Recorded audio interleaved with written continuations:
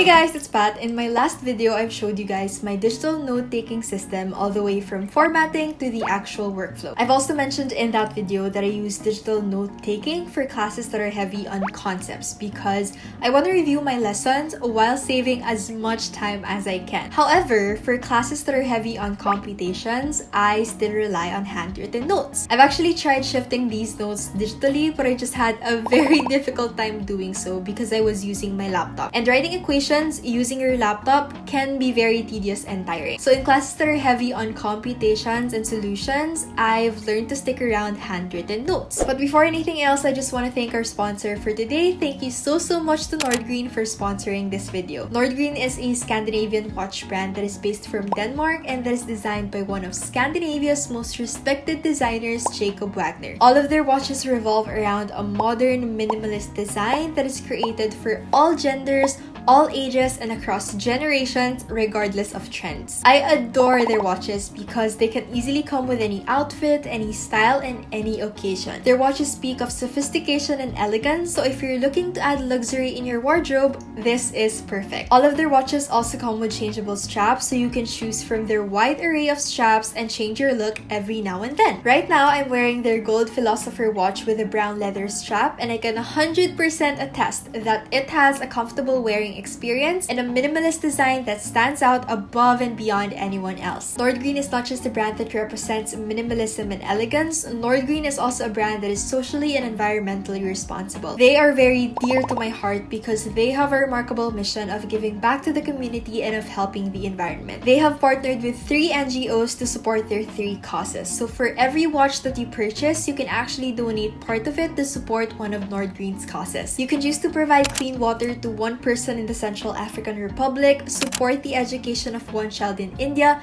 and preserve an area of rainforest in Latin America. Your watch actually comes with a unique serial number and an identification number as certification that you indeed donated to one of these causes. Since Black Friday is just around the corner, Nordgreen has partnered up with me to invite you to their biggest sale week of the year yet. So if you're interested to buy one of their stunning timepieces and contribute to their mission, you can click the link below in the description box, or you can use my code Patricia for a 35% discount off your purchase. Again, thank you so much to Nordgreen for sponsoring this video. Now, you may have this persistent thought in your head that you don't need to pay a lot of attention to your note-taking method.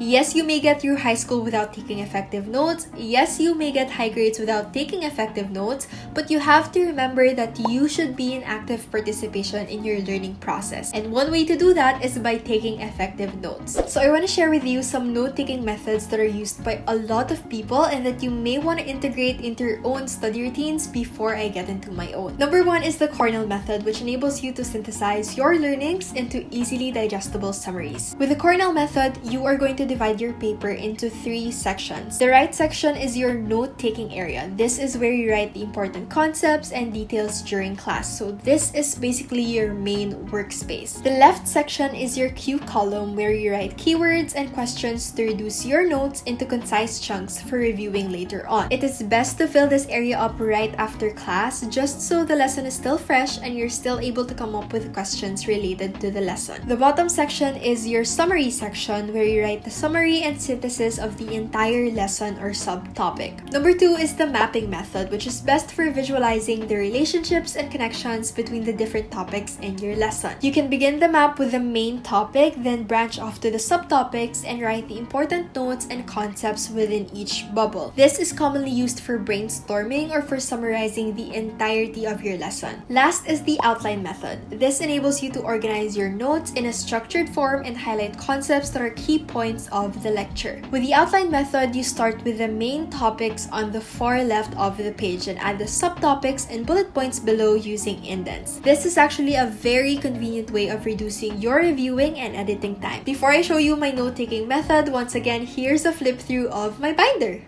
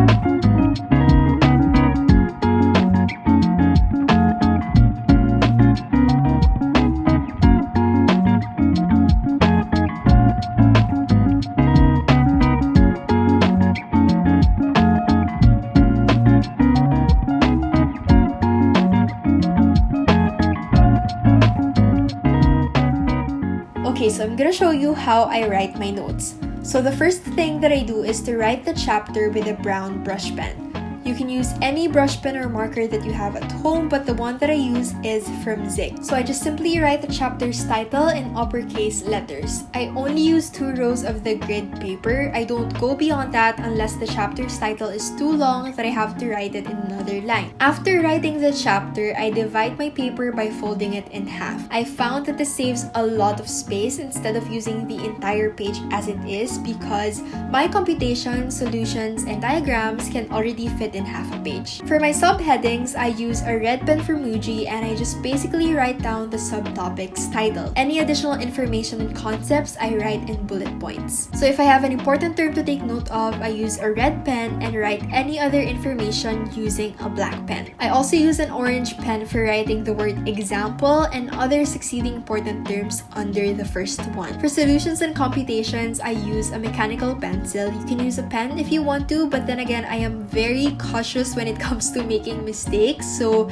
it's best for me to use a mechanical pencil. Again, for my notes, I only use 3 colors for simplicity. I have red, orange, and black. Of course, you can add other colors to your liking, but this is what works for me. Before we wrap this video up, there are 3 tips that I want to share with you about note-taking. These are also a few reminders to myself and to you when writing notes. Number 1, don't just copy. The point of note-taking is to summarize your learnings into a more concise form for reviewing later on. If you can easily find a definition from the presentation or from the book, skip copying that entire concept and just jot down the keywords. Number 2, be an active listener. I know that it's easy to doze off during class, but writing your notes while listening to your professors is actually one way of being an active listener. When you're in active participation in your learning process, you know what's important and you know what you only need. Number 3, revise your notes. I know that your notes during class aren't of the best handwriting because we often find ourselves rushing to keep up with the pacing of our professors. After class, however, make sure that you don't just store your notes in your drawer and forget it until the exams are near. You have to rewrite your notes because this is one way of reviewing. Ideally, I know that this is not always the case for a lot of people, including myself, but ideally, I rewrite my notes within a week after my lecture. This is the best time frame I found that fits my learning process. So that is basically it for my note-taking method. Let me know if you still have handwritten notes and how you do it in the comments below. I hope you enjoyed this video, and if you did, please don't hesitate to give it a thumbs up